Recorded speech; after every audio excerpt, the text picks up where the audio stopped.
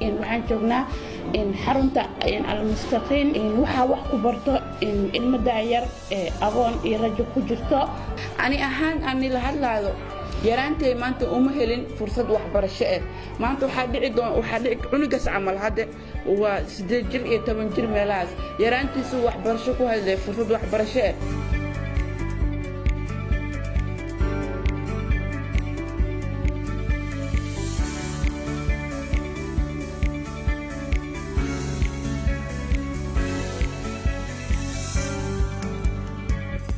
dhammaan saaxiibada kala duwan ee maanta nagu soo booqday xarunta almustaqiim dabcan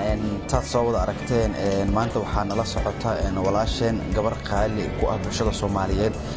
Fartuun sidoo kale caan ku ah Fartuun balbalaarka dabcan Fartuun maanta qof ahad dadka barayna ma ahan Fartuun maanta waxay go'aansatay inay soo dhex istaagto caruur agoon ah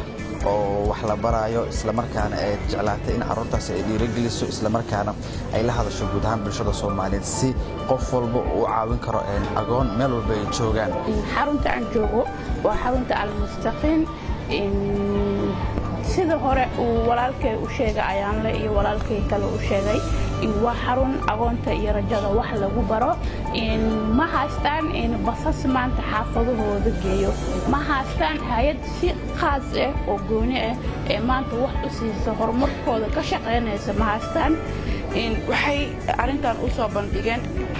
asxaabta baraha bulshada ku xiran inta ay caawino fiirsan doonto muuqaalkan waxaan iga codsanaynaa in aad u samaysiin ardaydan basas xaafadooda geeyo iyo waxyaalo badan ay u baahan yihiin waxaad kala soo xiriiri kartiin telephone number ee shaashada ku qoran waad u jeedaan saddexdan number ayaad kala soo xiriiri doontiin waxaan iga qaban doono maamulaha ayaad la soo hadli doontiin wixii arin maamulaha ayaad la socodsiin doontiin waxaan leenahay walaalaheena maanta adduunka wax lagu yahay adduunka walaal lagu yahay meeshan waa u jeedaan hadda kuma jirto hal arday ee maanta lacag laga qaato hal arday ee kan la dhoomo ku jirto waa xarun agoon waa meel waxbarasho ee agoonta wax lagu baro waxaan leenahay meel walba aad joogtaan agoonta ilgooniha lagu lahaado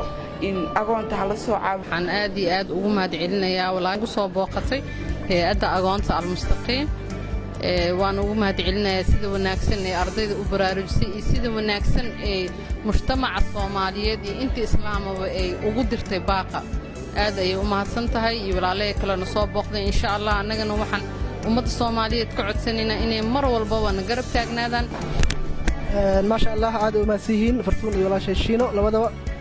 waxaan rabaa inaan soo gabagabo insha Allah taala oo aan aad si adkeeyo baaqi walaashay Fartuun oo aan carabka ku dhifto in agoonta la soo caawiyo la soo kafaalo qaado wax weyn maahan agoon kafaalo qaadkiisa maalinkii waa $1 bishii waa $30 sanadkii waa $360 hadda waxay ku socotaa in qofkii